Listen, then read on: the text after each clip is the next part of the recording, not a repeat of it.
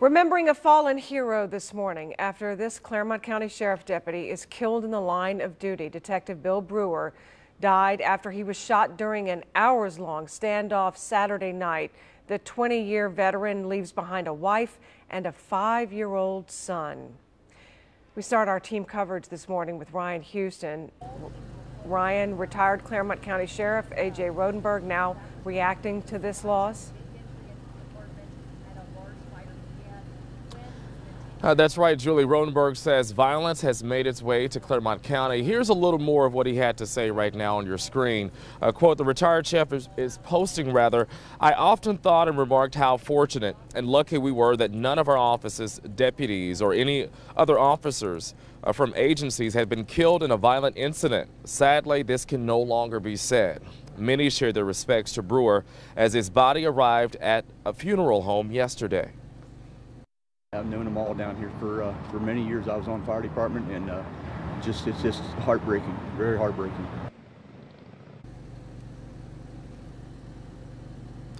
Today, more honors for Brewer's life and service. Governor Mike DeWine has ordered flags at public buildings will be flown at half staff until the day of his burial. We are also learning more about Detective Brewer and his service to the community. So back in December of 2015, then Deputy Brewer was hit by a car while chasing after a robbery suspect. Brewer injured his hip and ankle but returned to duty a short time later. And not on your side was there months later when Brewer faced that suspect, Trent Skeen, in court during Skeen's sentencing. I'm an individual that usually gives a second chance to anyone, even though in my profession we're not liked right now, law enforcement. I don't believe Mr. Skeen deserves a second chance. Skeen was ultimately sentenced to 18.5 years behind bars. I'm joined now by 9 of your side's Paola Suro. And Paola, you found that the suspect is no stranger to the court system. No, he is not. He was actually expected in court today, but over a restraining order. So it goes to show he is very familiar with the court system. And also that's why we've been digging through many documents to get to know him better and see what exactly his past relates to. And this is what we know. So he actually pleaded guilty to several marijuana cases in Clermont County dating back to 2015 and 2017. He was also accused of improperly handling firearms in a motor vehicle just last year, and Wynn pleaded not guilty in that case, which is still pending. Now, he is now charged with aggravated murder and attempted aggravated murder.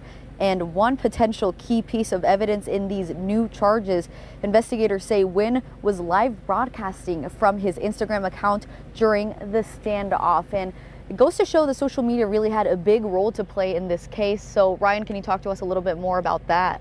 I will, Paola. Back to that live stream video that you just mentioned. It's getting dozens of views and comments online. Longtime SWAT trainer Gene Ferrara tells us social media is changing these kinds of situations. He says it helps get law enforcement some intelligence on a suspect, but calls it a double-edged sword. On the other side of it, if people are responding to him, now you've got outside influences that you're not controlling. And what other people might be responding to him and what that might be doing to him psychologically. And so you're not in control of that.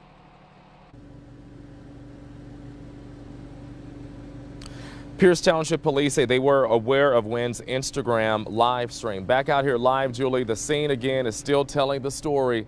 You can still smell burning wood.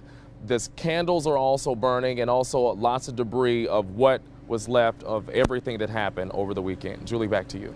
All right, thank you, Ryan.